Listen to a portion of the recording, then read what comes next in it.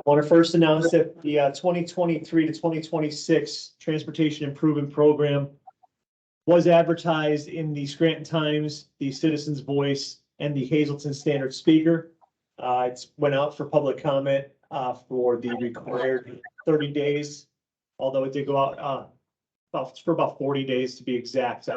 Culminating with this meeting today, this will be the end of the public comment period. So my first question is there anyone in the audience with any official comments for the 2023 to 2026 Transportation Improvement Program?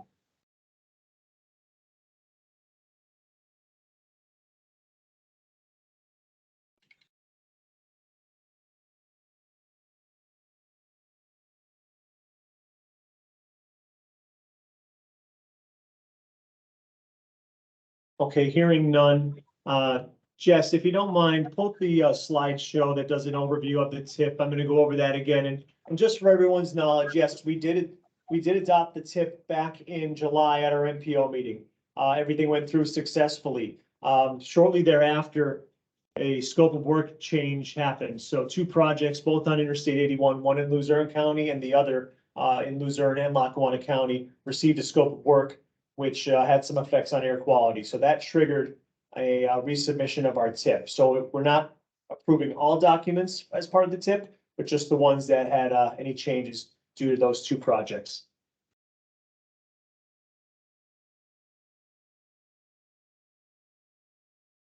And then again, quickly run through the slideshow. This will be a repeat from those that were part of the July meeting. Onto the next page. You know, the two-county region, Lackawanna, Luzerne County, 4-year program that we're doing here for the tip. It's updated every 2 years. Next page.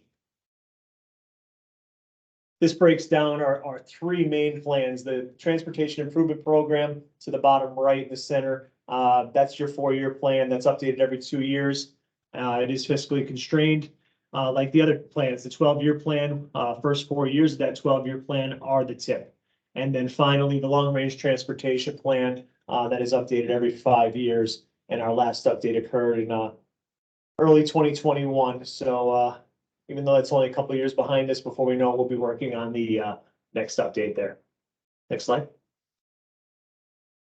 Quick timeline. Again, we had many deadlines to hit. I don't need to hit on all of them, but some initial guidance back in the spring, summer of 2021, working on updated let dates and cost estimates by the fall of 21 into the winter of 22. Started prioritizing projects through MPO staff, district staff, central office in that same time frame into the fall of 21 and winter of 22. Draft tip was submitted in February. Air quality was completed in the spring. And again, that's what re-triggered this one, the scope of work change or the scope of work addition for the two projects on Interstate 81. And then finally, you know, the draft tip went out for public comment in June and July, and then again here in December, January. And then the hopeful outcome is that the tip will be approved after this public meeting today at the MPO meeting. Next slide. Quick dollar amount overview. Sometimes it's good to see how much investment is coming back to the region. 1.1 billion over the 4-year period, and you see it broken down nearly 320 million highway bridge, 641 plus interstate, and another 100, nearly 58 million in the public transit sector. Next slide. Environmental justice impacts. We did our environmental justice analysis, and basically that goes ahead and shows all the benefits and possible burdens to any low-income and minority populations in the two-county region. Those were the populations were identified, conditions were assessed, and again, we did the benefits and burdens analysis. Next slide. That's an overlay with the census block groups showing again. This one here is showing minority populations, and then all the other dots are showing all the tip projects for the next 4 years. Next slide. It's also a map of the low-income communities through the two-county region, and again, mapped based with the tip projects for the 4 years. Slide. Once again, you know, this is a first for me. All comments from today, including any comments that were submitted from the July meeting, will be addressed and documented as part of our public participation plan here in the MPO. These documents, the couple that are left, will be submitted to PennDOT and FHWA for approval. And tip implementation in general began on October 1st, and further implementation will continue after today's meeting, if approved. And that's the last slide. I went through that a little bit quicker than I thought, but it'll give us some extra time if needed for attendance and other information before the MPO meeting. But I want to take a second. Is there any questions or comments? And also anyone from the public out there looking to make any comments on the transportation improvement program?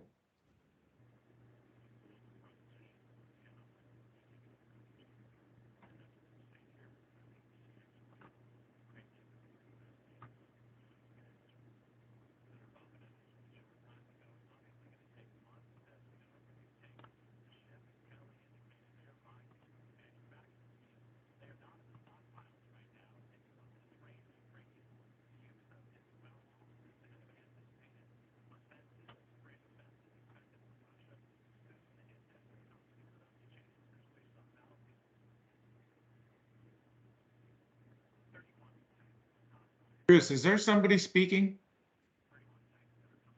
Not currently, Rich. I'm giving it a minute. I promised the meeting would run until 1:15. We did have at least one email from the public about attending this meeting. So if he or anyone else had comments, I want to make sure to give them time.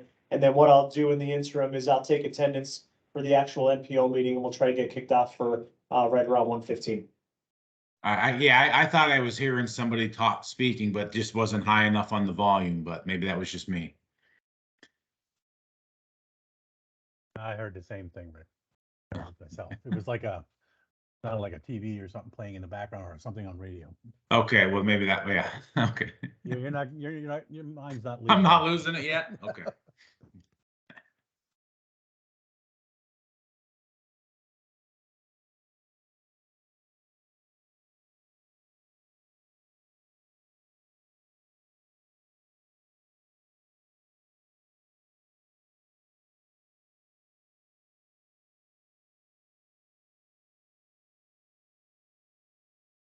Just took a double check. Looks like everyone is muted properly, so hopefully we are good moving forward. And for those still joining in, again, we're still part of the 2023-2026 TIP public meeting, so we're open for any comments, and we'll look to close this meeting for 1:15 and move on to the MPO meeting. Chris, excuse me, my name is Vince Amico from Dunmore Borough. I actually have one question, please. Vince, go ahead. If I'm asking at the wrong time, you can, just make me stop. We just recently took ownership of the Bunker Hill Bridge, the Mill Street Bridge in Dunmore. And that's a bridge that is in dire need of replacement. And I'm wondering how we go about getting on the tip list. And if we don't want to explain that now, you could just email me, whatever is easier for you. I'd appreciate some information, please. Vince, thanks for your response. So that would not be part of this TIP public comment, but I did receive word that yourself would be attending on those from Dunmore regarding the bridge. That's going to have to be saved if it's all right for other business later this meeting. But, sure, no problem. We did plan on discussing it if that's okay with you. Absolutely. Like I said, I wasn't sure if it was at this time or for a little bit later, but I appreciate your assistance. Thank you. Thanks.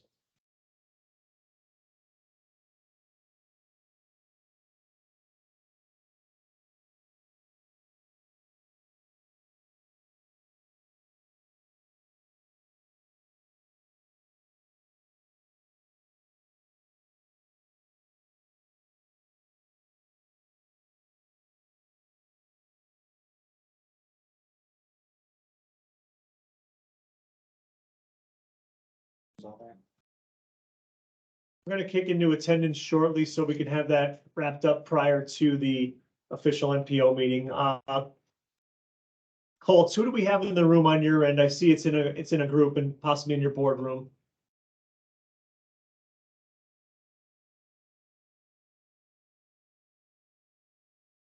Hi, this is Mike Danchak and Tim McGrath. Mike and Tim, thank you. Appreciate it. Also, telephone number 5709 ending in 6730.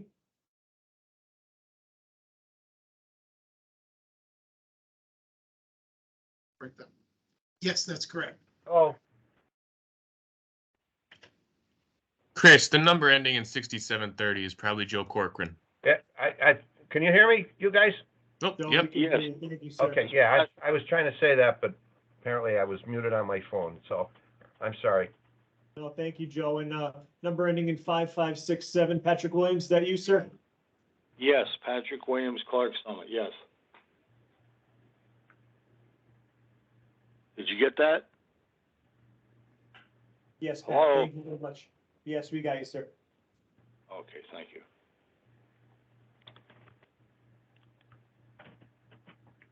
Bernie McGurl is here, Lackawanna River Conservation Association.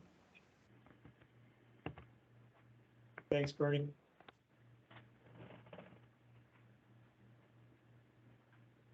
Kevin O'Boyle from Miracle Real Estate.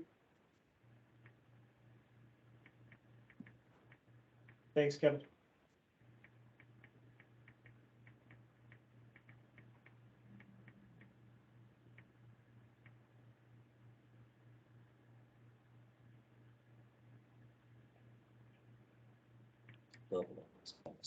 Okay, we're gonna go through the attendance, and again, that way we could end this, public meeting and move on to our regular MPO meeting. So, my counterpart here, John, is gonna go through, starting with the coordinating committee. All right, for the coordinating committee, I have Rich Roman, Frank Hampton, Brenda Sacco, Brian Swets, Tom Riley, Mark Berry, Tim McGrath, Bob Fume, and Gene Prochniak. Is there anyone I missed from the coordinating committee?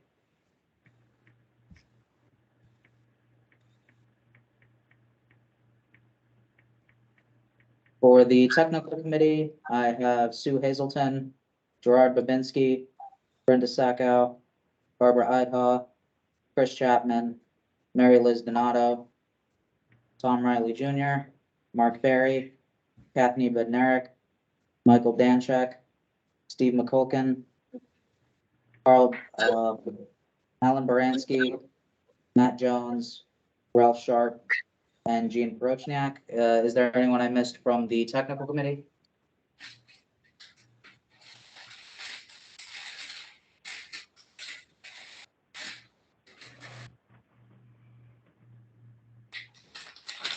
For the Transportation Advisory Committee, I have Bernie McGurl, Owen Worsbit, Pat Williams, Stephanie Maluski, and Vivian Williams. Is there anyone from the TAC committee that I've missed? Amy Betts from the Scranton Area Foundation also.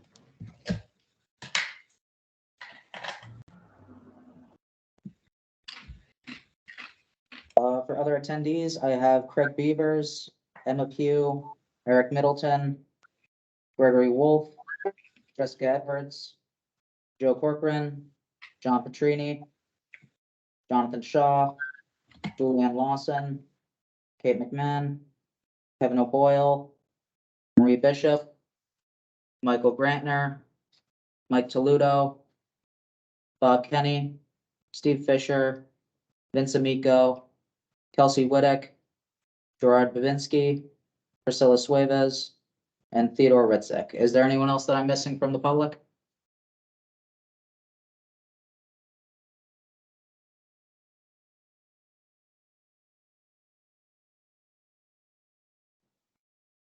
All right, looks like we got everybody in one shot. That's a first. Thank you again, everybody, for attending today. And one last time, this would be the, towards the conclusion of the 2023 to 2026 TIP public comment meeting. So is there any comment on the 2023-2026 Transportation Improvement Program?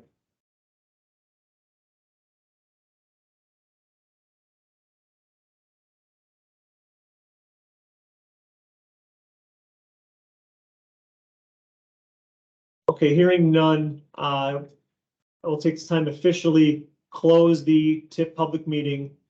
And we will move on to the LLTS MPO Combined Technical and Coordinating Committee meeting. For starters, as per the requirements of the Pennsylvania Sunshine Act and federal public notices requirements, this meeting was advertised in the Scranton Times, the Wilkes-Barre Citizens Voice, and the Hazleton Standard Speaker. The meeting and agenda were posted on the LLTS website more than 24 hours prior to the meeting to meet the updated requirements of the Sunshine Act. This meeting is being recorded here on out. Were there any requests from Lackawanna County for the public to access this meeting? Mary Liz? There were not, no. Okay, thank you. And we received one request, although that participant did not make it apparently. So I will move forward. We did the roll call and I have a few proxies to announce. Frank Hampton is the proxy for Kristen Mulcairn on the coordinating committee. And we have two new representatives. Brian Swets is the representative for Luzerne County on the coordinating committee. And Mark Berry is now the representative for Wilkes-Barre, replacing Butch Friday on both the technical and coordinating committee.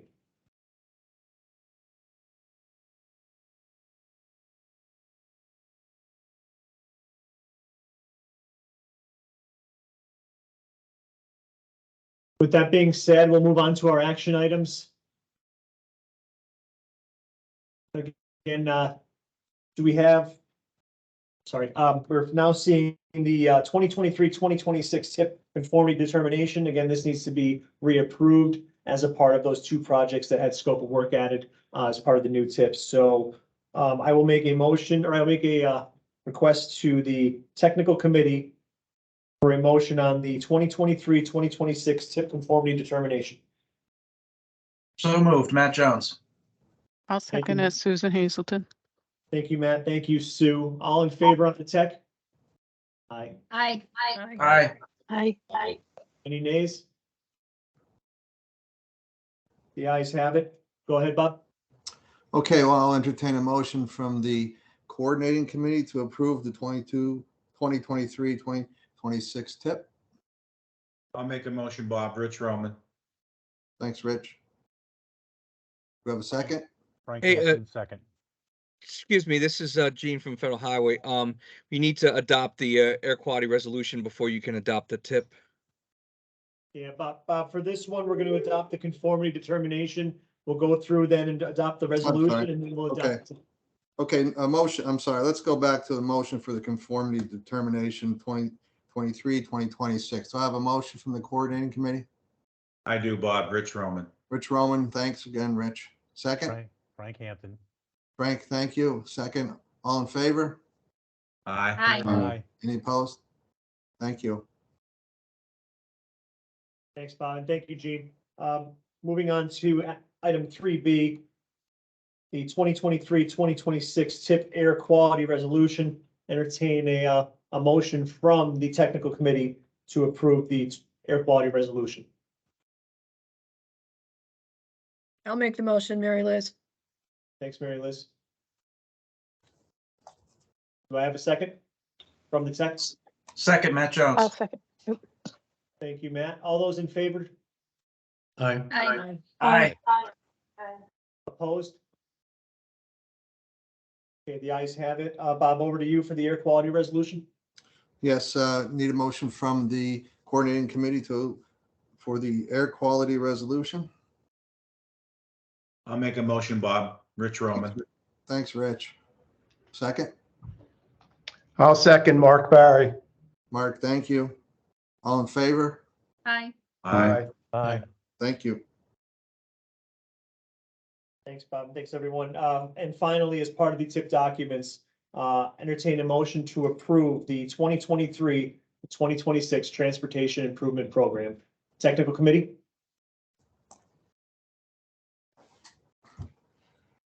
I'll make the motion, Mary Liz again. Thank you, Mary Liz. I'll second it, Barb Idhow. Thanks, Barb. All those in favor to approve the Transportation Improvement Program from the Technical Committee, say aye. Aye. Aye. All opposed? Okay, the ayes have it. Over to you, Bob. Okay, I'll entertain the motion from the coordinating committee at this time for the Transportation Improvement Program 2023-2026. So I have a motion from the coordinating So committee. moved, Frank Hampton. Well, thanks, Frank. A second. I'll second Brenda Sacco. Thanks, Brenda. You're All welcome. in favor? Aye. Aye. Any Aye. opposed?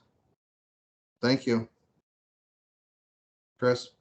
Great, thanks, everyone. On to 3D. I distributed the agenda, which attached the October 5th, 2022 combined technical and coordinating committee meeting minutes. Entertain a motion to approve those minutes from the technical committee. Steve McCool, I'll move. Steve, I have your second. Second, Matt.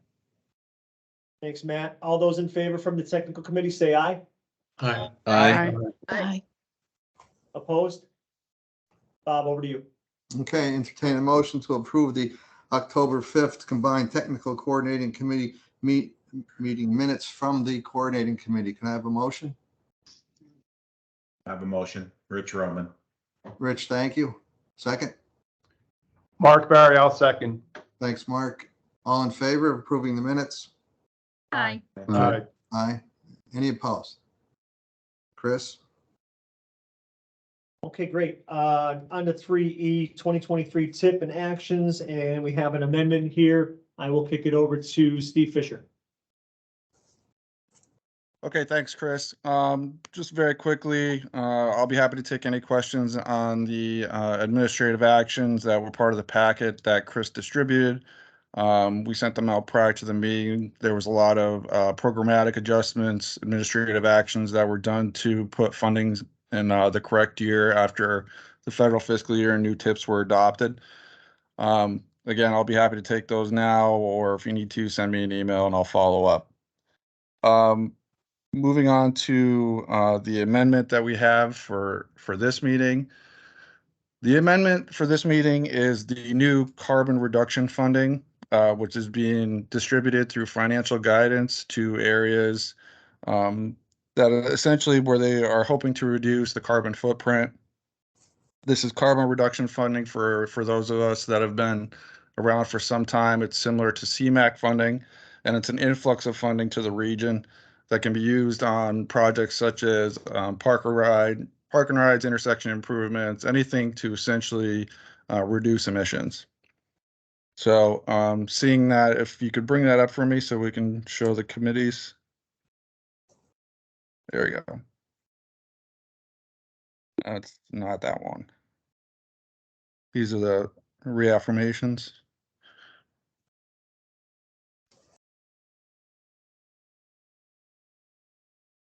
I'm so sorry, Steve. Are we at E1 this here? Yes, we are, Jess. Okay. Thanks. You are welcome. I'm so sorry. Just a couple technical issues here. Thanks, Jess. So like I said, through the financial guidance formula, these are another abbreviation for all of us. It's called CRPU, and this is your carbon reduction funding allocation. As you see, they give it to us for 4 years, and since this is a 5-year infrastructure bill, I believe it's going to go out into 27 as well. Just these 4 years are recognized as part of being added to the program for now. So there are your allocations there at CRPU. You see it's 2.3 million in 2023. 1.2 roughly in 24, 1.2 in 25, and 1.2 in 26. And again, these are additional funds to the region to be used for those certain kind of projects. Are there any questions?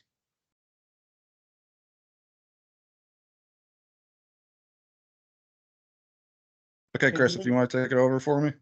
Hearing no questions, entertain a motion from the technical committee to increase the fundings for MPMS 73300 from the carbon reduction program. Motion, Matt Jones. Thank you, Matt. Second, Susan Hazelton. Thank you, Susan. All those in favor say aye. Aye. Aye. Aye. Any opposed? Ayes have it. Go ahead, Bob. So I'll entertain a motion from the coordinating committee to increase the funding on MPMS 73300. We have a motion? I'll make a motion. Rich Roman. Rich, thanks. Second? I'll second Brenda Sacco. Thanks, Brenda. All in favor? Aye. Aye. Any opposed? Okay, Chris. Thank you. And Steve, we're gonna kick this one back to you. If you remember, back in December, coordinating committees were asked to vote on 3 tip projects as an amendment. We did an email ballot. It was approved, but we're here for reaffirmation of those 3 projects. Steve, you want to speak about any of those? Yeah, sure, Chris. Just very quickly, this Hillside Huntsville Road, this is a project that we approved out of the K route line item many iterations ago. And this is a project that essentially it's ready to deliver. So we advanced the project onto the tip out of the 12-year program, and any addition of federal funds to the tip requires an amendment. So that was this project, and I believe it's been since obligated. I don't think it's been advertised yet. I'm not totally sure. But this is to add the construction phase out of those local K-Route reserve line items that we call out specifically during our program updates. You go on the next one. Okay, this is Stauffer Road construction. This is the paving project. That's for approved Appalachian regional money. It's essentially like a funding grant program. The sponsor has to apply for this funding, and it was approved. These are additional funds to the region. And so it causes an imbalance to the regional tips, but this is for the addition of that construction project.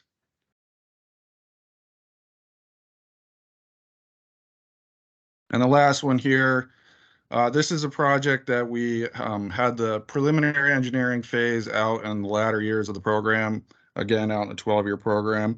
And we are looking to advance this preliminary engineering phase for the SR 309 structure over the Susquehanna River in Luzerne County.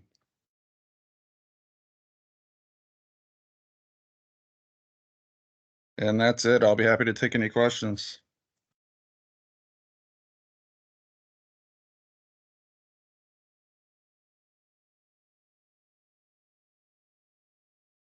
Okay, hearing no questions, Bob, this will kick over to you for a coordinated committee vote only for those 3 MPMS numbers. Go ahead.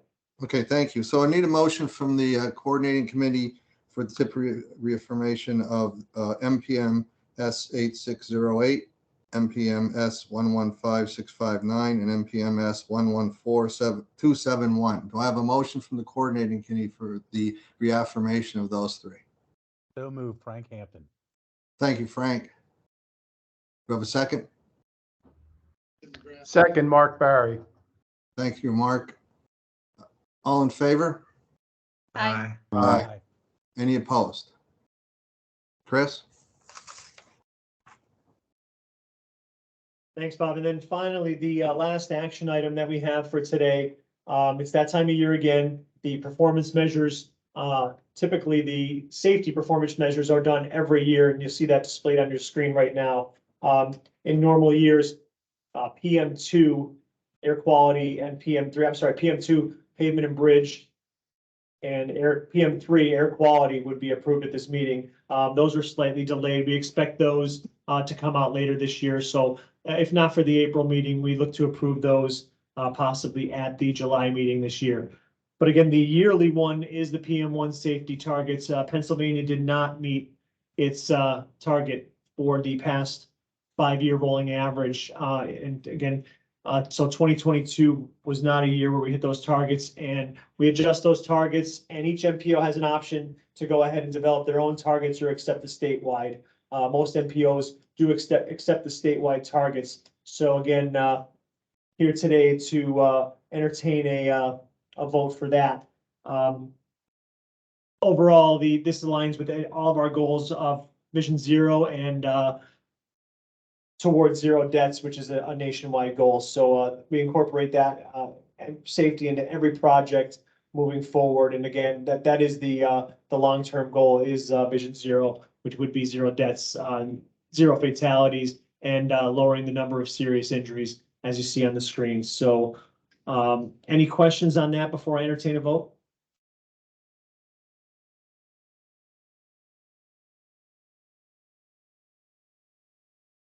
So I entertain a motion from the technical committee to accept the statewide performance measures for the safety targets for this upcoming year. I'll make the motion, Mary Liz. Thanks, Mary Liz. Second, Matt. Thanks, Matt. All those in favor from the tech, say aye. Aye. Aye. All opposed? Bob, go ahead. Yes, I'd like to entertain a motion from the coordinating committee to approve the statewide performance measures for the safety targets for the coming year. Do I have a motion? I have a motion, Rich Roman. Motion by Rich. Do we have a second? Frank Hampton. Frank, Second. thank you. All in favor of approving those performance measures? Aye. Aye. Any opposed? Thank you, everybody. Chris? Thanks, guys. I know that was a lot to get approved there, but I appreciate everybody's assistance. Moving on to section 4, discussion items. 4A is the spring project commencement. We have quite a long list of projects here, so I'm going to go ahead and give a quick overview, and then if there's any questions, we can go ahead and discuss them afterward at a later point. Go ahead to the first project, Jess. So this is our projects from January to March of 2023 that are letting in that time frame. Although this first one here is from August 25th. We did get a project in that was not presented last meeting, 110327. That is your signal corridor on Memorial Highway. Basically from a state-owned bridge prior to Hillside Road, all the way there northwest past 415 out to Wellington Avenue. And that goes through Kingston, Dallas Township, and Dallas Borough. Next slide. 115729. This is in Mountaintop, 309 bridge over Wapwallop Creek, and that is a bridge preservation set to let just about 2 weeks ago on January 12th. Next slide. And then ID 115735. SR 4037, which is Stone Church Road over Beach Haven Creek, also a bridge preservation that let on January 12th. Next slide. 93006, back on Route 309, Hunter Highway over Nescopec Creek in Butler Township, also a project that let on January 12th this year. 111473. Enhancement project on SR 2006. That is the Pittston North Main Street streetscape. Let date is set for tomorrow, January 26th, including drainage curb and sidewalk improvements on Main Avenue in Pittston. Next project 9174. Again on 309, but we're on the other side now on Dallas Township, a bridge over Toby Creek. It's a bridge rehabilitation in Dallas Township. Next project 67290, State Route 4033. That's Old County Road over a branch of Pine Creek in Fairmont Township. Also bridge rehabilitation. Let date of 1/26. 67298, Sunshine Road, which is SR 4010. It's a bridge rehabilitation over a tributary to Huntington Creek in Huntington Township. Next slide. 67329, SR 4016, which is Main Road. It is a bridge replacement set to let on March 2nd over Rayburn Creek in Union Township, Western Luzerne County. Next slide. And lastly, and this project actually goes through both counties. There's one, I believe, in Lackawanna, and then these three here in Luzerne. Federal aid paving, multiple routes, 309, SR 1011, and SR 339. And this is a bundled project set to let on March 2nd of this year.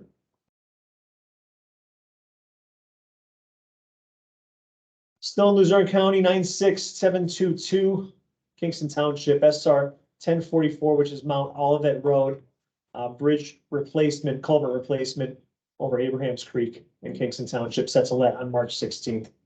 Next slide. Getting back to 309, this time in Dallas Township, bridge replacement over Leonard's Creek, Dallas Township, Luzerne County, let date March 30th of this year. And I'll kick it over to Eric for the other ones in Lackawanna County. Go ahead, Eric. All right, so starting in Lackawanna, we're gonna be in Scranton, and the project ID 102866. That's going to be a safety improvement that was set for this past August on the 25th. Next slide. Project 115801, 347 over Hull Creek. That's going to be a bridge preservation in Blakely. And that was set for this past January on the 12th. Project 115802. That's SR 347 over Leggett's Creek, and that's also a bridge preservation in Scott Township, and that was also on the 12th. Project 97930, and that's SR 435 over Interstate 84 in Roaring Brook Township, and that's a bridge replacement on the 12th as well. Project 100499, SR 4036 over Branch Falls Creek in Newton Township, and that's a bridge replacement culvert, also on the 12th. Project 115982, SR 6006 over SR 107, and that's preservation in Mayfield Borough, and that's in March on the 2nd. 117976, federal aid paving in the city of Scranton, and that's a highway restoration on March 2nd. 96719, 632 over Ackerley Creek in Waverly Township on SR 632. That's also a bridge replacement culvert.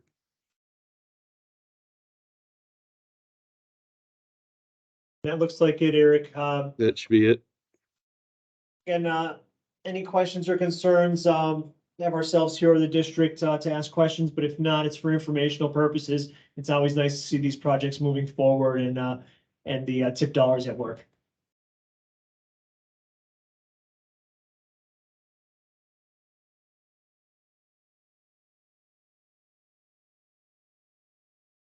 So hearing none, we'll move on to discussion item 4B, the Scranton Bridge funding request. I'm going to kick it over to Mary Liz. Go ahead, Mary.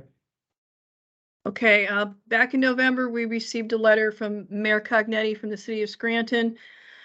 They've identified 7 bridges that have critical elements that are in poor condition and need to undergo substantial repairs or replacements in the next 5 to 10 years. I believe we have Tom Riley from the city. They have a PowerPoint they'd like to briefly show us. So I'll kick it over to Tom. Yep. Oh, great. Thanks, Mary Liz. So we just put this together to give some context. You know, the city has 35 bridges, 27 of them are over 20 feet and 8 are under 20 feet.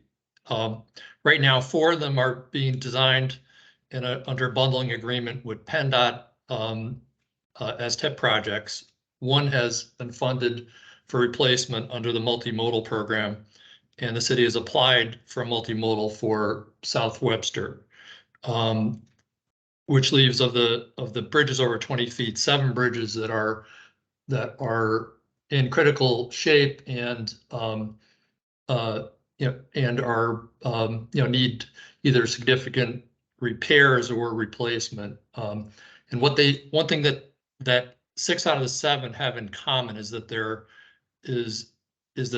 are non-composite adjacent box beams, and one of them is a T. But they're a lot of them were built in a similar era and have highly deteriorated beams. But next slide. This is the list that was put in with the mayor's request. That's just part of it. In the request, we had listed some of the conditions that were in the latest inspection reports. Next slide.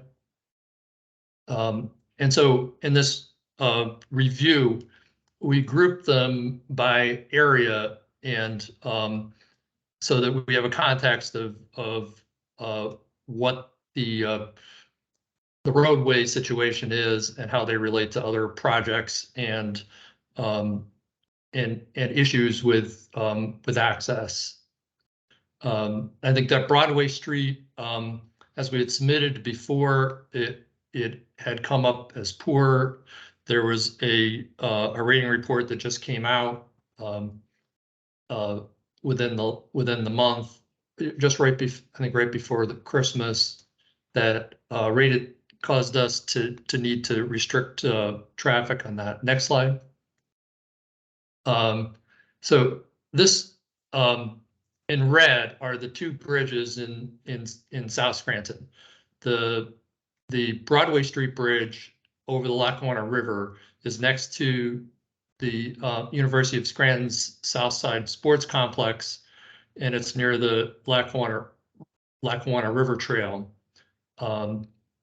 And nearby is South Washington Avenue over Roaring Brook, which is a very busy connector road.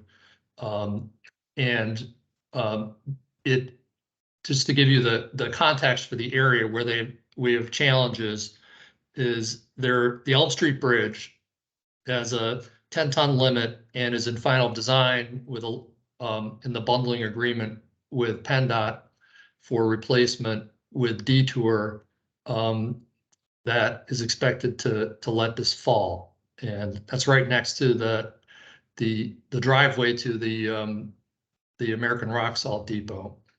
And then I highlighted 3 other bridges that provide limitations in alternative routes. There's the Einen Street overpass where we have hairpin curves and a 10-ton limit over the railroad. We have the Luzerne Street underpass, which is an 11-foot clear height. And then the 7th Street, Bridge 60, going under Bridge 60 Railroad has a very narrow 20 feet and a 13.5 foot. So the replacement of the Broadway Street and the South Washington Avenue Bridge, as they seem to continually deteriorate due to the type of beams and the design, are a high priority to get programmed to replace. Next. This is just some pictures. This is the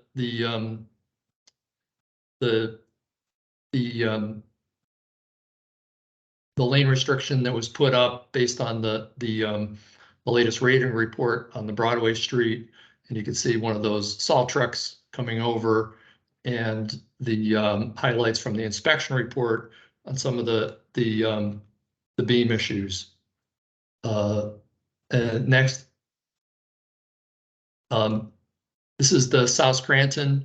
We're near South Scranton Intermediate, Middle Intermediate School. You see up on the left, and the south side, there's a new brew pub opening right on the right of that screen, and similar beam issues with non-composite adjacent box beams in a heavily traveled area.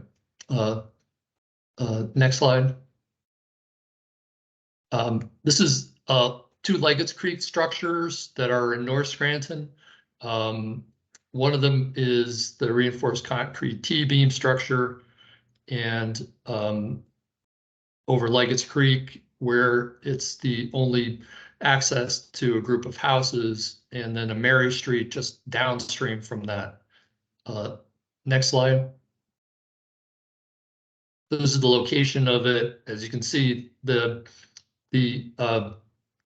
Hollow Avenue Bridge is right by the interchange, interchange, and it's the only access to about 8 houses that are cut off by the interchange.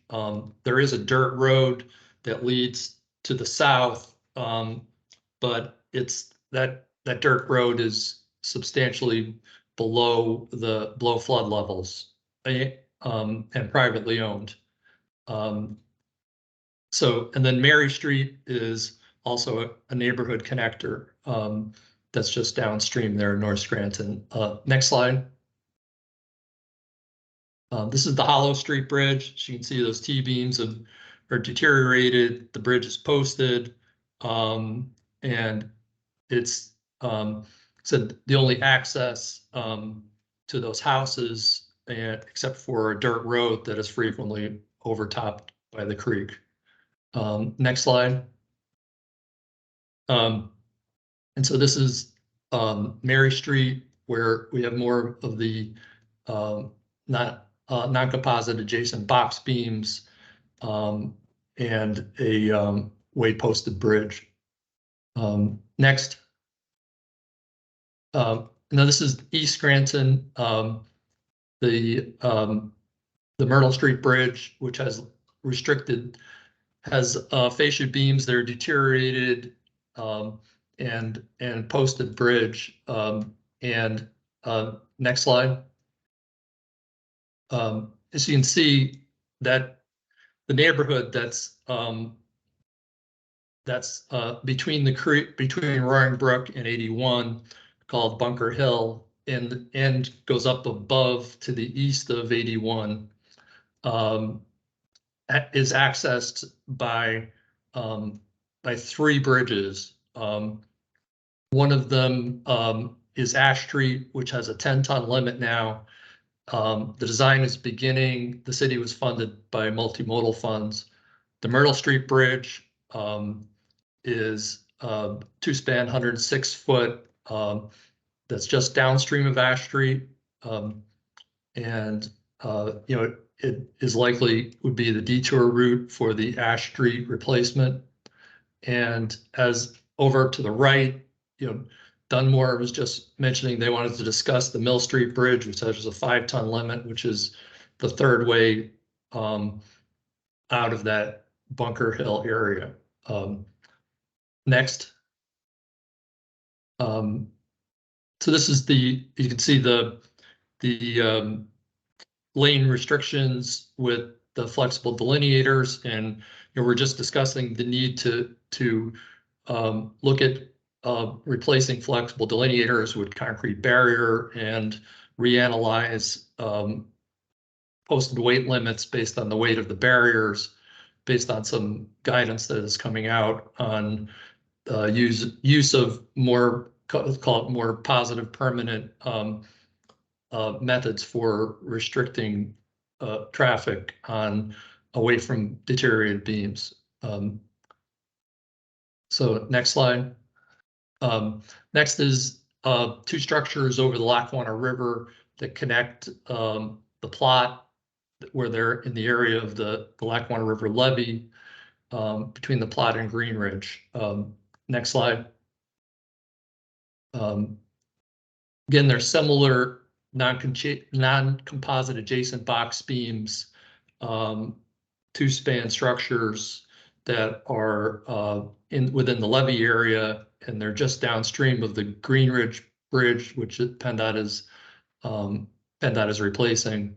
They're both busy traffic areas connecting different parts of the city to the expressway and to the high school that you can see in the bottom left. Next. This is just a look at the Albright Avenue Bridge, just between the levee, with some highlighting of some of the issues. Next. And this is the Poplar Street Bridge between the levee, similar issues, some severe deterioration of some of these adjacent box beams. Next. Any questions?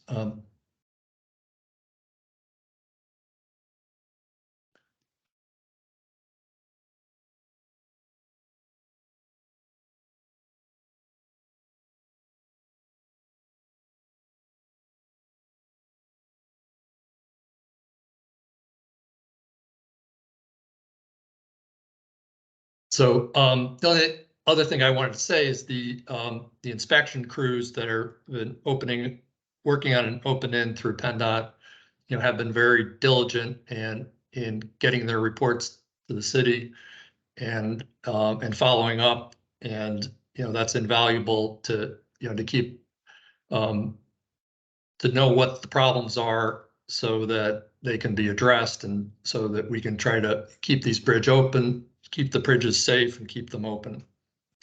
So thank you.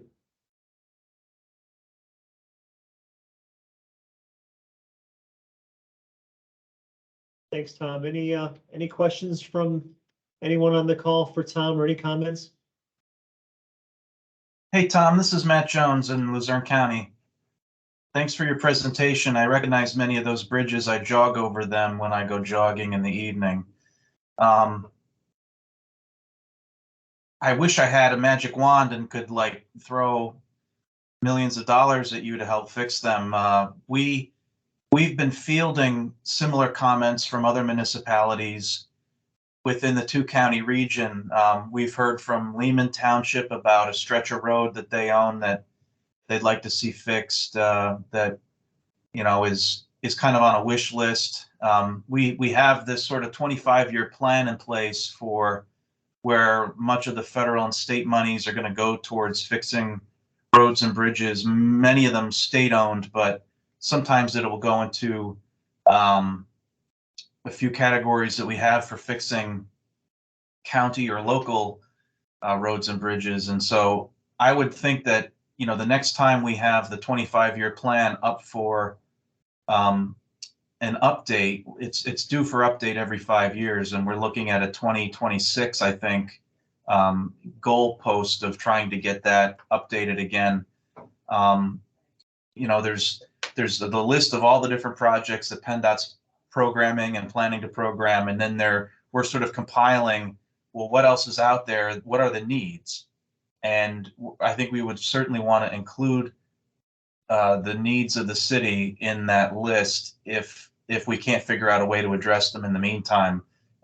It's important for us to hear about these needs and to capture them in our meeting minutes and make record of them so that we know who needs what out there. So thank you. Thanks, Matt. No, and Tom, thank you for your presentation and making us aware. Obviously, we've all worked together. You have the 4 bridge projects that are upcoming between Main Ave, Parker Street, and the 2 others. And thanks for bringing that to light. And of course, ourselves, PennDOT, and I would recommend to yourself in the meantime to be looking towards any funding that is out there, which I know you're doing already. I've communicated with you plenty of times, but any additional funding in the IIJA, we're all doing the same thing. Even if they're projects that are currently programmed on the tip, we're looking for extra funding to supplement that, which will get freed up for other projects. But we will go ahead and prioritize these projects along with the other projects we do have in line and go from there. But I do appreciate your presentation and a lot of good information, a lot of need out there for those bridges and Scranton. Great. Hey, Chris, could I add a comment here? Go ahead, Rich. Tom, thanks for that presentation and the comments afterwards as well. And I think, not to steal some of the thunder from Vince from Dunmore Borough, but he also is going to advocate for Mill Street and getting that on the tip and getting it started. And I guess for Vince and for everybody on the line, I think you're starting to get a sense that our problems are so big, but our money is not as big. And I think at some point, these meetings, we have to look at things from a regional perspective. What has priority? What are the issues? Tom mentioned some places where there's a bridge that connects to 8 houses and the privately owned dirt road is in the floodplain, and what happens there. The one thing I would say to everybody on the call is it is going to be a long time till we get to this list, the Dunmore's list, and to everyone else's, and the needs are there. But in the meantime, the bridges aren't going to get better by themselves, and they're going to have inspection cycles. And inevitably, some of these that you mentioned, Tom, and others are going to be closed before we could get to them. And then we have to start thinking about detour routes, safety routes for people to get in and out if there's floods, things like that. And I don't know if that breeds something, Chris and Bob, for a a working meeting to start looking at things regionally for bridges, because if one of them closes, what does that impact? Does it close and does that become number one on the list, or could it remain closed and there's no harm or foul to any people? So I think we have to start having those conversations because, you know, Tom and Everly brought up about in his presentation about Mill Street, which is now Dunmore's, and then we have the cities and we have all these, and maybe we have to look at some of our urban areas in Luzerne and Lackawanna and say, we can't have this bridge close. And we can have these closed, or there's a threat level here if there's a flood or something along those lines, or, you know, business, hospital, schools, because it's tough because, you know, I want to fund all of them because then they all get done and there's not a headache, but that's not reality. And then how do you start picking winners and losers over the city, over an area, over a township? I almost think we have to start thinking more collectively here to pick projects. Yeah, I think, Chris, you're right. If we could start looking at IIJA grants, you know, letting some of the politics work in our favor with Senator Casey and some others, and, you know, Secretary Carroll now at PennDOT. I think we just maybe that's a thing for another meeting, but I think we really need to focus on this regional perspective now, because I don't know, how do you pick one over another? You know, we should start putting some criteria about, you know, regional impacts, closures, those sorts of things, because the list is getting longer and longer, and unfortunately the money isn't, even though we are getting federal dollars, but that's going to go away here soon, 3 or 4 years, right? So that's just some of maybe my concern. Maybe the others don't have it that way, and it's an easy fix, which I would love. But maybe that's a discussion for a little bit today, or maybe for another meeting. So Rich, I agree with you that, like, consequences of closures, consequences of further postings, you know, to, you know, if you have a whole neighborhood or substantial businesses that can't get in or out because of a bridge situation, you know, it becomes a crisis.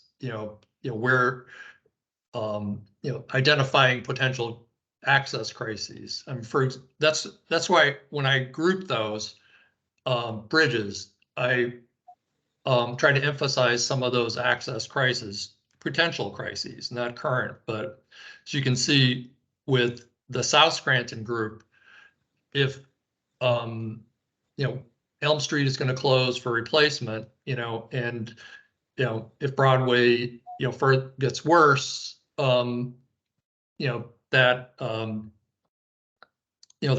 that's a problem with some of the other restrictions. But getting Elm Street replaced, which is on its way, really helps that neighborhood substantially. So that's been huge that PennDOT has advanced that project, in a timely manner. The other is Bunker Hill. We've got a bridge that, we're restricting traffic from the fascia beams on Myrtle. We have a 10-ton limit on Ash Street, and we have a 5-ton limit on Mill Street and Bunker. So then your alternatives are to a very difficult road to get up to Elmhurst Boulevard. So that's another isolated. And then we talked about Hollow Avenue, small area, but a consequence for those isolated houses.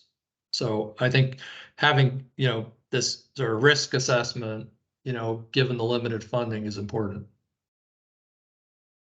Yeah, and the other component to it, or components, would be, one, then we have to include what are the bridges that PennDOT has that we may have to look to post and close over time.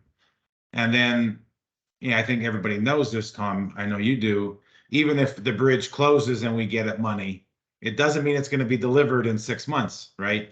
When I had initial discussions with Representative Mullins about Bunker Hill and some of the things with Senator Flynn, I told him that if I gave you a bag of money today to do this bridge, it's still 5 years away till we build it. I mean, things don't just happen. So I think we have to get mindful that a bridge may close and it is a crisis, but it may still be a 4 to 5 years till we get through PE, final design, utilities, right away, all that, it's going to be a while. And I think the more that we talk about it, more people understand it, because they may say, hey, this bridge is closed. We need a new bridge next year. And it's like, and I know, that's just, we will sound like bureaucrats by saying we have to go through the project development process and environmental clearance and see in 5 years for the groundbreaking. That the public is not going to be amicable to that, because they all think because of the federal money, we have all the money we need. Right. And Yeah, well, that's just not the case. And none of these structures, as important as they are, are as high profile as Forbes Avenue in Pittsburgh. So, right, understood. Yeah. So there's, there's though they reserve that miracle turnaround for very limited situations. Yeah, this is definitely a statewide issue, but it's all issues start at the local level, and we have it here. I think we all know that. So just food for thought for the group.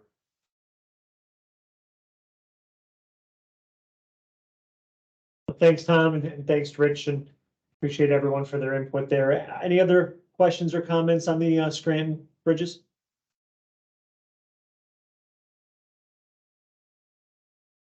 Yeah, this is just Vince from Dunmore. I'll just add real quick to the Myrtle Street Bridge that Mr. Riley was speaking of. Right now, that's the bridge that we're using to get our fire equipment over to the Bunker Hill section. So, if that bridge, as we mentioned before, if that bridge were to be shut down, then the folks in the Bunker Hill section of Dunmore really don't have easy access to fire equipment. Equipment would have to go up, basically up Lake Scranton Road and then down through East Scranton. A pretty precarious way to get fire equipment into that section of town. And I know a lot of our equipment couldn't even make that trip. So the folks in that part of town are pretty isolated. And again, it's a long road for us to get. I understand a long road for us to get the Bunker Hill Bridge squared away. We just took ownership of it this year, and like really no one wanted to claim ownership of it. So we in the borough finally decided just to take ownership of it and try to move the process forward with the tip list. And again, as Mr. Roman said, I understand, we fully understand that it's a long process, but at least wanted to get the ball rolling with today. Sure. No, and I know, Vince, I know we saved it for later, but we basically touched on it now. And I think the biggest step forward happened when Dunmore took ownership of the bridge. Going back to my days working with Lackawanna County, I remember that was a discussion back then. So I think that was a good 5 to 8 years of progress that's now in your hands and appreciated. Now we can go ahead and prioritize that with other projects and hopefully get that done sometime in the future. Well, thank you very much.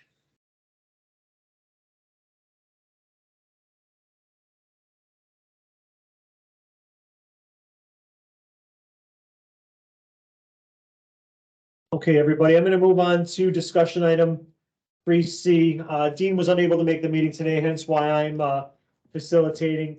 He mentioned the spring planning partners. In years past, we'd have a 1 day to a day and a half meeting with all the other MPOs and PennDOT staff, typically somewhere centralized in the state. That has since COVID kind of put a stop to some things, but it didn't end spring planning partners. Typically, there's some sort of workshop. So for the spring planning partners, I think what he was alluding to was we're going to get initial guidance, financial guidance and procedural guidance to start developing our UPWP, and that'll end up leading into our TIP development for 2 years from now, actually a year and a half from now, when that gets approved. But getting earlier guidance coming this spring, and not sure if it'll be an in-person meeting or not, but that looks like the plan moving forward. So that's all I had for that discussion item. Moving down into 4D, this is the first time this is being mentioned to the committee members. So back in 2015, we did our long-range transportation plan, and at the time, we either had outdated or we had non-existent sub-plans, so to speak. And those sub-plans included our public participation plan, our limited English proficiency plan, Title VI, along with a couple others, congestion management, and one that's a little more outdated, the coordinated public transit human services transportation plan. So typically in recent years, Lackawanna has taken the lead in the past, and then most recently with the long range plan that started in 2019, 2020, Luzerne County took the lead there. And we're kind of piggybacking some of the work off each other between the two counties and depending on how staff levels are. So Luzerne County is planning on taking the lead on these 5 projects with Lackawanna County's assistance. We're working on a memorandum of agreement and in the meantime, getting county council approval to move forward. But you see the plans listed, an updated public participation plan, limited English proficiency plan, and Title VI plan are definitely needed. They, again, were last updated in 2015, so they are since outdated. There are new rules and regulations that need to be applied in how we are reaching those communities and how we are handling our public outreach. So we're looking forward to getting those together, and John and I and the Lackawanna County staff are working on an RFP for all of those plans combined.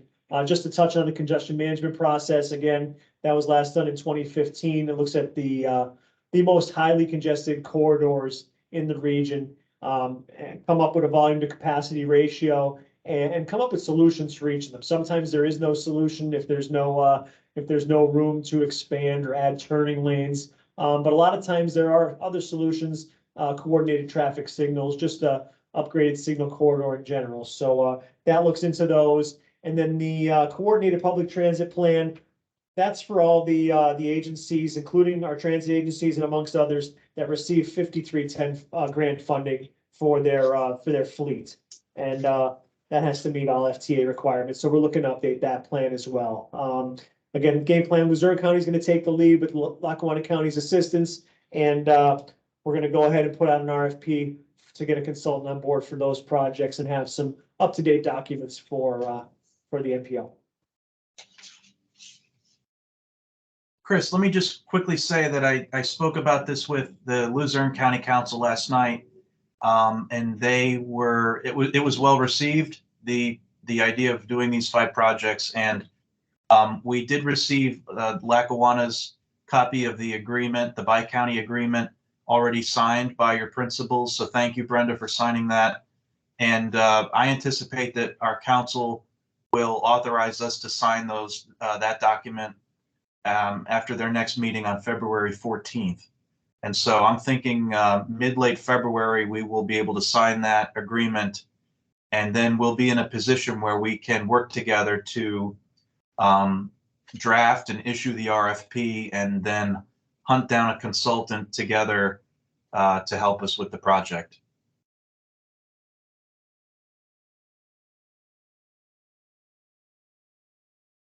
Thanks, Matt. Any other questions, comments?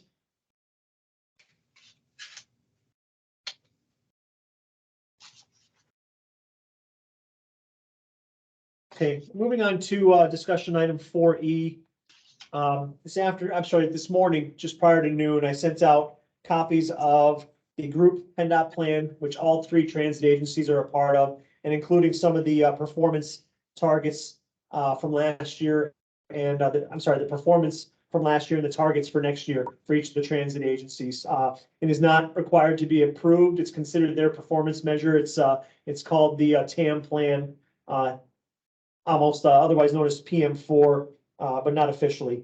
But we sent those out today. It's not required to be approved by the MPO committees, but it needed to be distributed to the MPO. So those went out today, and I want to thank LCTA, Colts, and Hazelton Public Transit for providing those.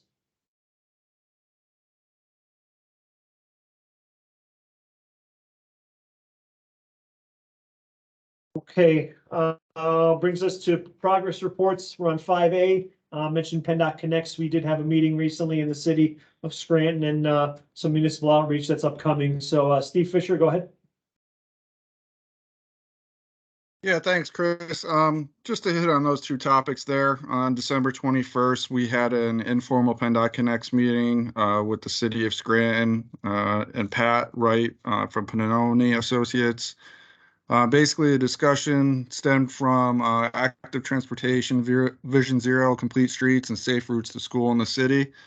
One of the interesting concepts that was brought about as a result of that meeting is the potential for pedestrian safety reviews, where we go out and kind of look where pedestrians are navigating our city streets and crossing the street and how they're interacting with traffic.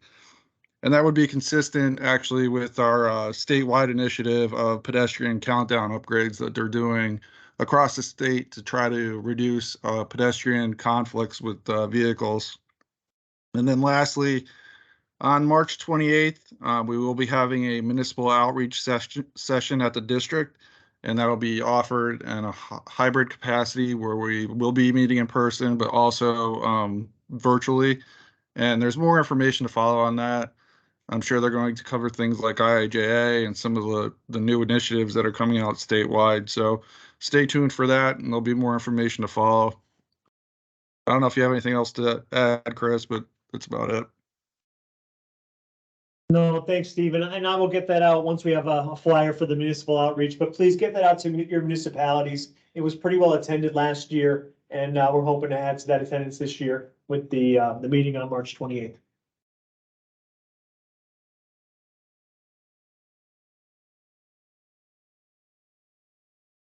Okay, we're gonna move along then to progress report 4B, the road safety reviews. I'm gonna kick it off, and then Eric is gonna join in with the projects in Lackawanna County. For those who have been involved in the MPO, so 3 years ago, we did our first road safety review. Pre-COVID, everything was normal, and we went out, we visited about 8 locations, 4 in each county, that were deemed as high priority due to the number of crashes and the severity of those crashes in the region. And they didn't currently have any sort of assessment done on them, other than the fact that improvements are needed. So we did a field visit that 3 years ago. And the plan is and was to go every tip cycle. We ended up getting it done again this year, 3 years later. And let's kick into the presentation, Jess, if you don't mind. You see the 2 dates there, both on September 23rd and then again on October 11th. We did have a rain out the 1 day. Start with the 4 projects in Luzerne County. The first 3 are all on PA 118. Typically, if you've headed out to Williamsport, it's the ideal route if you want to avoid the interstate the whole way. But a lot of the problem is 118 drives like an interstate because it's a 2-lane road that you don't realize you're going as fast as you are because you are in a rural section of Luzerne County, and the speeds do escalate very quickly. So you see the breakdown. There was at the location. This would be at 487. If you make the right there onto 487, you're heading up the mountain up to Ricketts Glen State Park.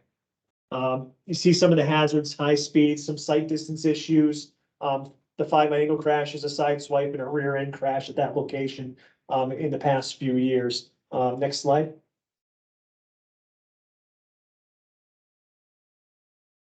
So again, you see some of the AADTs, and again, it's not so much of the number of cars coming off those side streets. It's being able to see them come in and a little bit of sight distance issues. So some of the remedies for this location would be to curb the parking lot of those adjacent businesses that you could see in the photos on the bottom left. Make some sight distance improvements, possibly high friction surface treatment in those areas. Some more advisory warnings as opposed to just the signs, maybe some paint to warn that the warn the drivers that the intersection is approaching. Again, some signage improvements, and then possibly a slip lane, a dedicated right-hand turn lane for those heading west on 118 to access 487 heading up to Ricketts Glen. The last one mentioned there, you'll see that as a bullet point for all 3, but I could talk more about that in a little bit as a possible corridor study on 118. Next slide. The next location, Lake Township there again, 118 and PA 29, right at the gas station. Yeah, and again, 7 crashes, same as the other location. This time, 2 are angle crashes. 1 hit a fixed object, 1 was undetermined, and 3 rear end. Some of the hazards there are similar to the last one, high speed, sight distance, and some of the lighting at this location was actually, was somewhat of an issue. Next slide. Again, you see here your number of vehicles, definitely about double for the highest road, for the side street. This, in this case, 29, intersecting with 118. But some of the suggested remedies, again, updated signage and signals, some sight distance improvements, high friction surface treatments.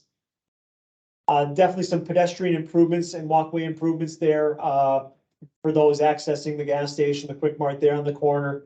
Upgrade the shoulder and rumble strips. Another possible dedicated right turn lane where applicable, and some of the pavement markings could possibly be updated. And again, these are all just suggestions. These will go back and appropriate measures will possibly be taken after more deliberation and possible projects coming out of these moving forward after staff decides between ourselves and district staff. Next slide. This is our third and final location. We stopped at on 118. Again, 7 crashes. Fixed objects, rear end, and 2 of them were unknown. High speeds and sight distance issues. As you can see, it's kind of the same theme across, you know, and one of the biggest issues we saw at this one, Fedor Road, which is the road you're looking at right now, facing the T intersection there, 118. Even though there's advanced warning and signs on both sides, it still catches up on you pretty quick. It's kind of slightly hidden there. So that makes it difficult for drivers on both ends. Next slide. Again, the AADTs are listed with truck percentages, but some of the remedies, again, signage, sight distance improvements, possible relocation of some of the utility poles. They're definitely, and the stone wall you see on the left there, they're definitely adding to the some of the issues. Possible slip lane, if applicable, widening the shoulder, and a left turn lane if possible, and updated guide rail with reflectors and some chevrons as you approach. Mentioning that last part there, the 118 corridor study, that was suggested by Steve and others on the staff. And because we were at 3 different locations with such high priority and multiple accidents, we may look into a study in the future to see if there's anything that we could do right along the whole corridor. You know, even though it's a rural corridor, it's still seeing quite a few crashes for that that part of town. So that's it for the 3 on 118. We have a 4th project that we visited. Next slide, please. This is a somewhat high profile one. You may have seen this one in the newspaper, but for all the wrong reasons. It doesn't seem to matter how many signs there are. And as you see on the slide here, there are 6 warning signs coming from 115 down Laurel Run Road, telling trucks, do not continue. This is the last point of no return, so to speak. But do not continue down this road. And we've seen it how many times now. The trucks continue and there's been property damage. There's been plenty of accidents and many people are upset.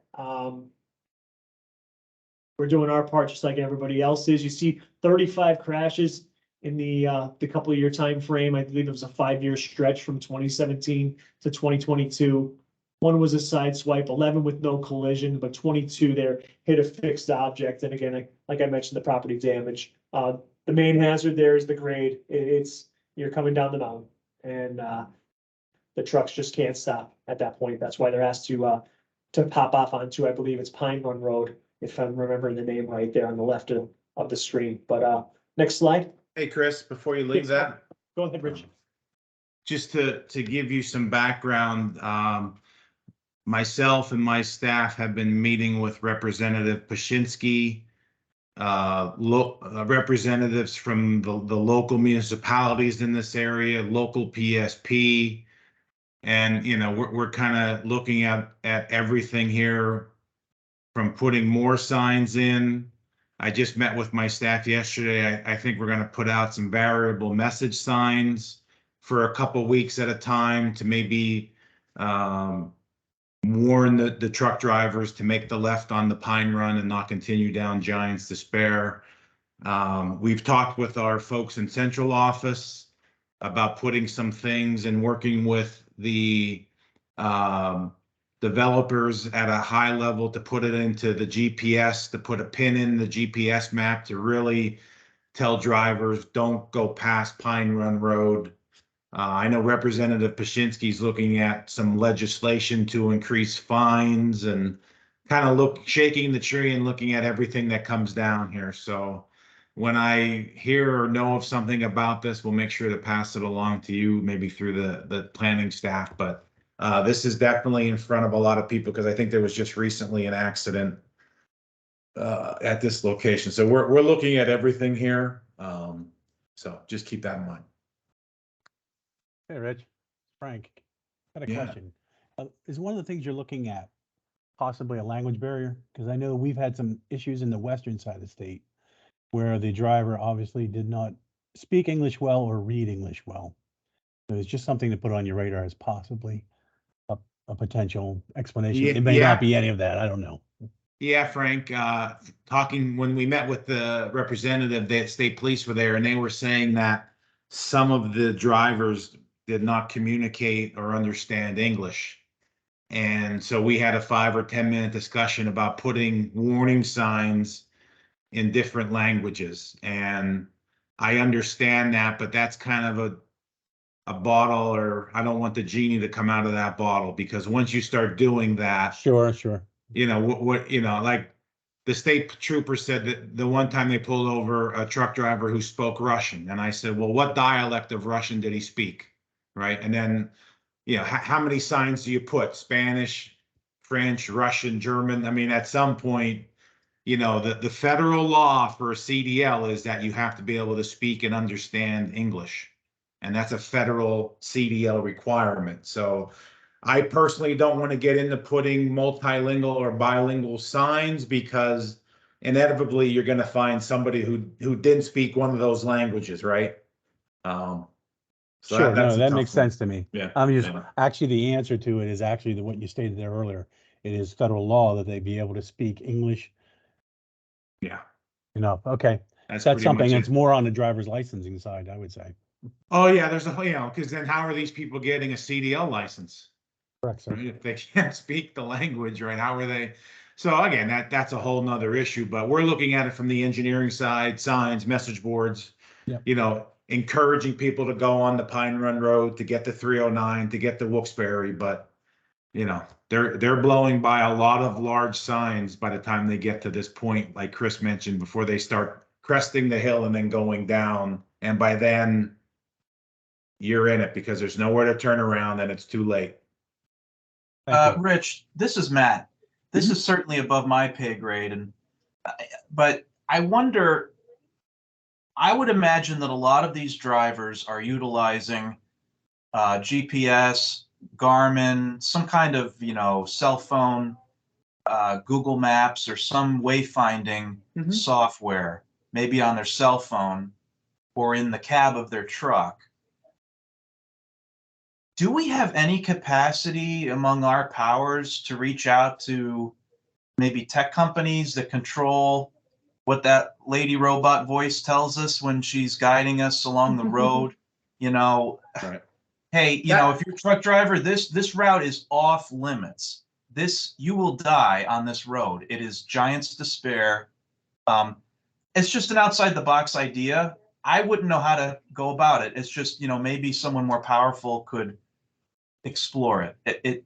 If there's something we could do, because I know that every now and then you'll hear something from that automated voice that's not just the typical, they're sort of adding more and more capabilities into those softwares, accident up ahead, state policeman reported, or whatever. There has to be a way somehow to achieve that. I don't know what that is, but it's just an idea that comes to me. I've heard it discussed, but I don't know if anyone has any thoughts about that.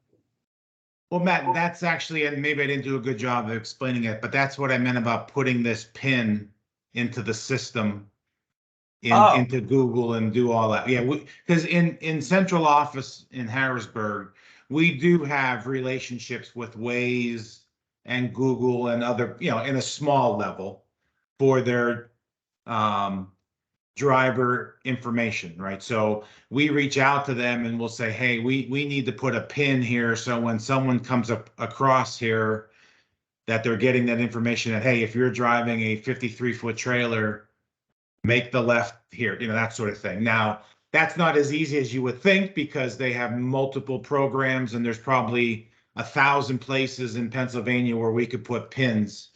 But the other thing that I'm also learning from state police and others is a lot of the truck driver maps are telling them to not go here, but a lot of the drivers are using their personal phones. So their iPhone Siri's telling them, yeah, go down Giants to Spare, no problem. They're bypassing what's in their truck for what's in their hand, on their phone. So there seems to be a lot to go on and go wrong here, and it seems like it is, unfortunately. But that's what I was trying to get at with putting that pin in electronically, Thank you. Yeah.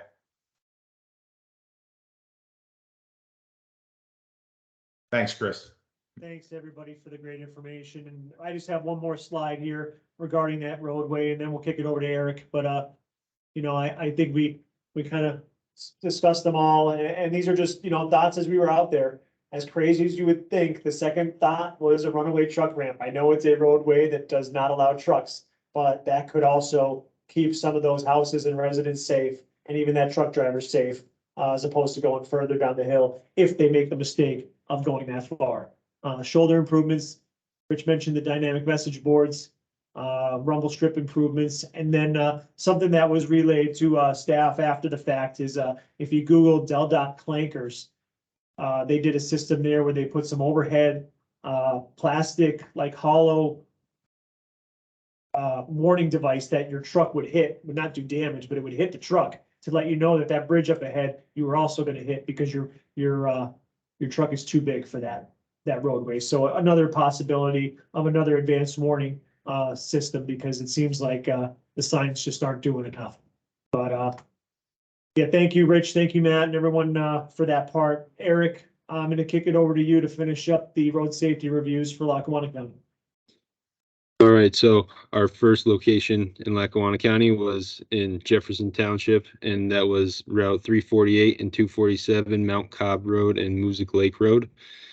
We had a total of 10 crashes, 6 of which were angle, 3 rear end, and 1 hit fixed object. And the hazards we noticed when we were there in person were vehicles going at high speeds in a very limited area, allowing for bike or pedestrian travel. There were a lot of businesses on this route, and it would be very difficult for any pedestrian to get around by walking. So that would cause some issues. Next slide, Jess. And then you can see the table on the left there. Continuing on, some suggested remedies were to add pedestrian accommodations like sidewalks or to widen the shoulders. Adding sharrows would definitely help. Adding a turn lane at the intersection, that would help vehicles, I think, and try to eliminate some of those angle accidents. Reducing the speed limit leading to the intersection, and enhancing the signals by allowing time for the designated left-hand turns. I think that would also help. So our next segment here is just off of that intersection, still on 247 on Music Lake Road. And there were a total of 29 crashes, 25 hit fixed object, 4 angle, 4 non-collision, and 1 opposite direction side swipe. And the hazards here were also high speeds, lack of lighting on this roadway, and the grade of the segment. The grade of the segment had more to do with the high speeds. It was just kind of like Chris said on the road in Luzerne County. It's kind of just like a runway, easy to go fast on, and especially at night, that could be a problem. Suggested remedies for this will be adding a high friction surface treatment, maybe give vehicles better traction to try to help out, improving the signage in this area, and improving nighttime visibility, adding some reflectors and guardrails, and just something to let vehicles know where the end of the road is, because the shoulder there is quite thin, as you can see in the picture.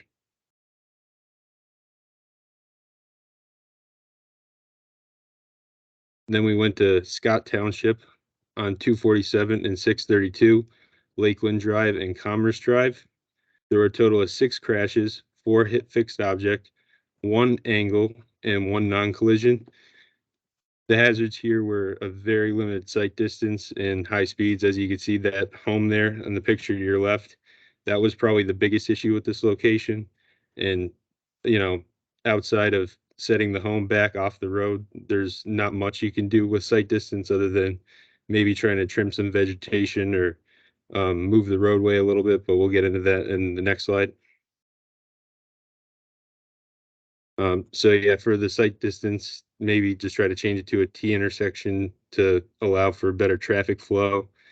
Reduce the speeds so people aren't flying around the corner there on 247. And maybe just realign the road a little bit so it's easier to see out around that home.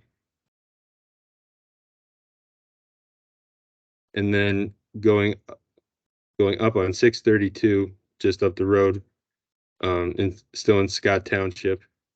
This was on Commerce Drive and Green Grove Road. We had 19 crashes, 16 angle crashes, 2 hit fixed object, and 1 was unknown.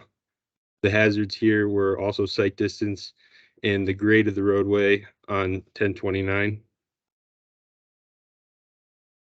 So on the picture to the left, you could see that retaining wall there, and that was one of the bigger issues other than the 2 homes on the right and left causing sight distance issues coming up that roadway.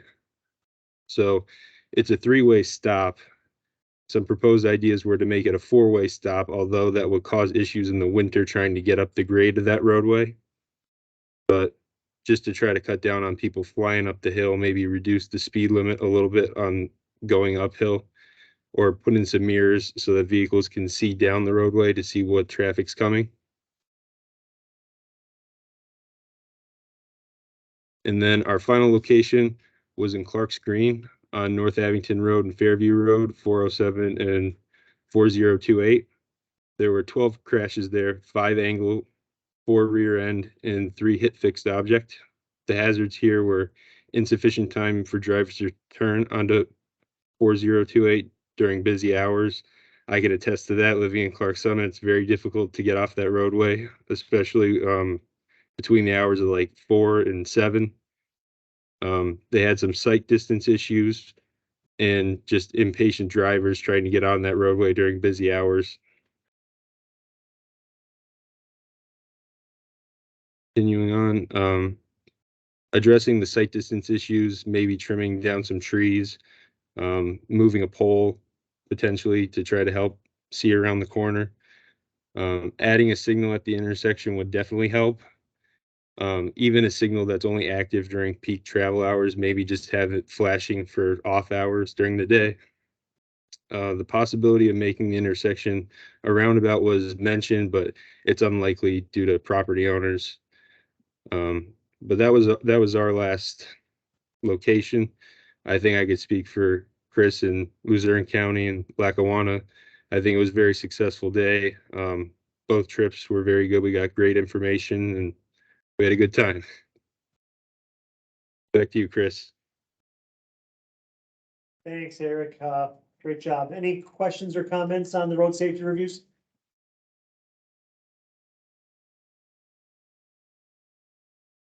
The staff in PennDOT did a great job. It looks really interesting. Thank you. Thanks, Matt. And we'll move on. Progress report 5C. I debated taking this off the agenda for today, but we got some guidance this morning. Multimodal Transportation Fund. A lot of those projects were submitted late last year. We're working with a new system, but due to confidentiality, I can't speak too much on the projects. Other than that, we have received them. We have a deadline of March 31st to get our comments in, for the district appropriate staff to get their comments in, and central office to do their work as well. So sometime middle to later 2023, we should be hearing an announcement on the Multimodal Transportation Fund projects. But that's been a successful program for our region and our 2 counties.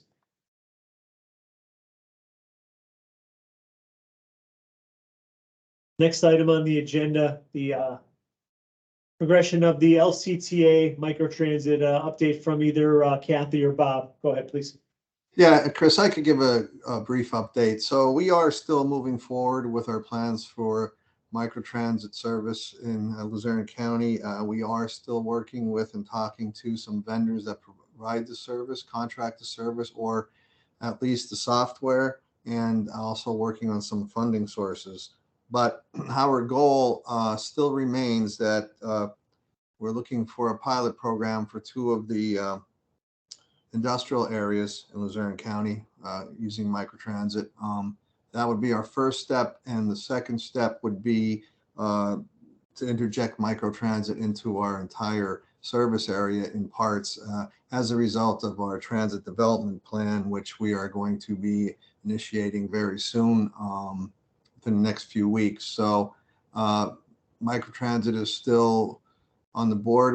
It's still a goal of ours, and we are moving forward. So we'll update you more as more solid plans come into fruition.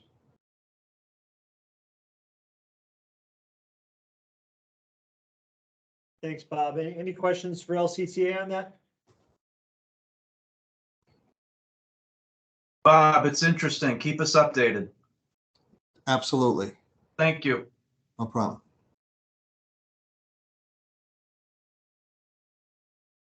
Okay, and the last important item here, progress report 5E, the Eastern PA Freight Alliance freight study. As you're aware, the committee's approved moving forward with this freight study in the 10-county Eastern Pennsylvania region. Consultant WSP was selected, and we've been working with them a few meetings and gathering data. Right now, that is the big step of it. It's mainly data collection, and each of the counties was asked to provide them with land use information, some current land use maps, so they could see where there's other possible development and growth in this region. So that's where we're at right now, and I'm sure I'll have more for the April meeting.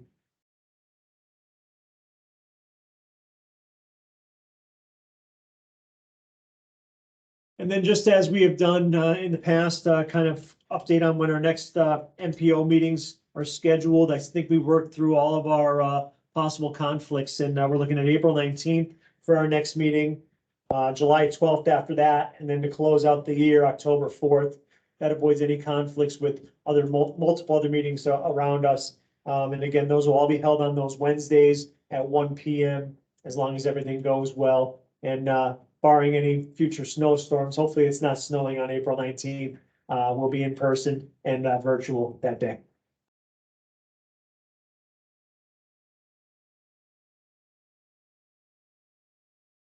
And then lastly, other business. I know Dunmore spoke a little bit. I didn't know if they need to speak any further or if there's anyone else on the call that wants to speak. Go ahead for other business. I'm good to go. Thank you. Appreciate it. Thanks, Vince. Hey, this is Gene from Federal Highway. I will drop 2 links in the chat for everyone to see. USDOT has posted a website that kind of lists all the key notices of funding opportunity that are out there, along with their opening and closing dates for those opportunities. And there is also a fiscal year 23 discretionary grant preparation checklist for prospective applicants that may be helpful for some agencies that are looking to apply for some of these opportunities. Gene, thank you for sending us that kind of information. We're always keen to learn what kind of monies might be coming from the bipartisan bill and whether we or our partners might be eligible for those discretionary grants to be applicants. Your predecessor, Matt Smoker, had been feeding us that information, and so we really appreciate you and your colleagues continuing to do that. Thank you. Sure, happy to be able to help. Thanks.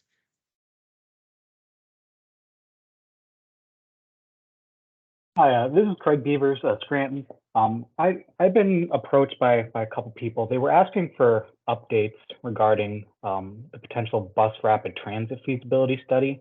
I know this was something that was mentioned in the MPO's long-range transportation plan and the comprehensive plan, but I just wanted to inquire, see if there's any update on any kind of movement on that study. Speaking from the staff level, I know bus rapid transit was mentioned in the long range transportation plan, in the most recent update. It is a goal of ours in the region. But as far as I'm aware, I haven't seen any movement forward. Doesn't mean it's not still a possibility and a goal of ours, but there has not been any movement in that direction. I'm not sure, Bob, anything on your end?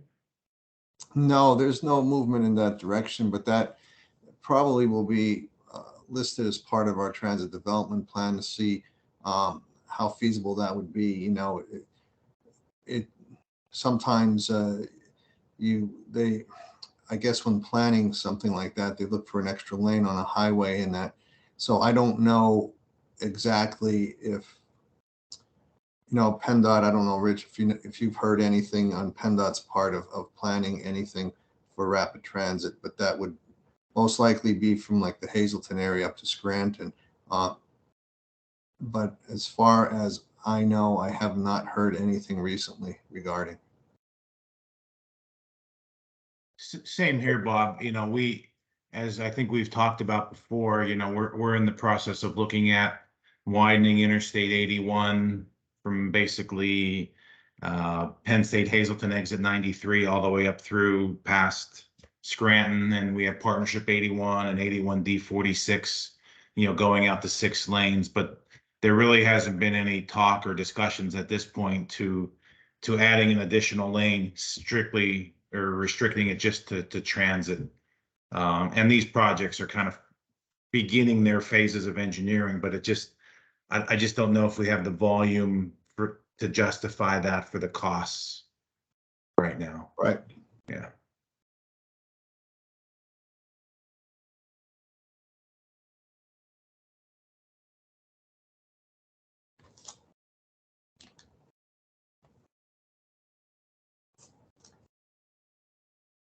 While we're seeing if there's anyone else for other business, if you are in the area and anywhere near Pennsylvania Avenue, it is worth taking a drive down and seeing the LCTA development in the Old Murray complex, the new transit facility. It is moving quick. It is huge. It's an enormous facility, and really excited for that development. Yeah, it's moving quickly. So we're hoping beginning of 2024 to be able to move in. Absolutely amazing. Anything else for other business on the call? Chris, I would just put a request that if in the coming weeks or months, if there's any new movement on the Scranton to Hoboken rail topic, you know, I'd love to hear about it. If they come across anything new where there might be an effort underway. There seems to be a lot of champions from our region kind of entering into positions of power. We've a president in the White House that lived here for a while, and we have a new governor who just appointed a regional representative to be the head of PennDOT. And you know, if there's any opportunity to champion as a group the Scranton to Hoboken rail effort, if there's certain pieces of the puzzle that are still in the way, I'd love to hear about what's going on up the line. If there were any updates, if folks come into anything, I would request you to bring it to the staff if it made any sense, and share it with the rest of us if you thought it appropriate. Thanks. The last updates there are what most of us saw in the newspaper. The hope is still that Amtrak will utilize that line, but they're doing a feasibility study to determine which lines they want to expand to. More recently, over the last day or two, I have seen a petition floating around to request that Amtrak restore the Lackawanna cutoff and restore passenger service from Scranton to Hoboken, New Jersey. So that's the latest news as of yesterday or the day before. Yeah, and also, Chris, the Rail Authority is applying for some grant funding to replace some of the trackage. They need to replace it for high-speed trains. So there is some movement on that part for some grant money.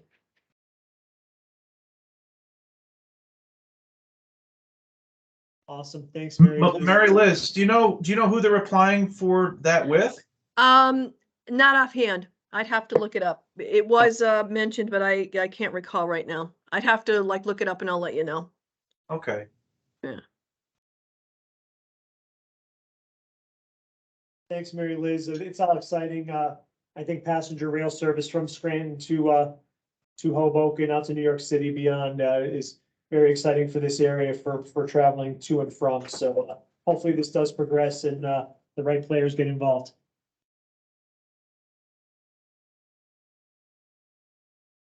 Anyone else for other business?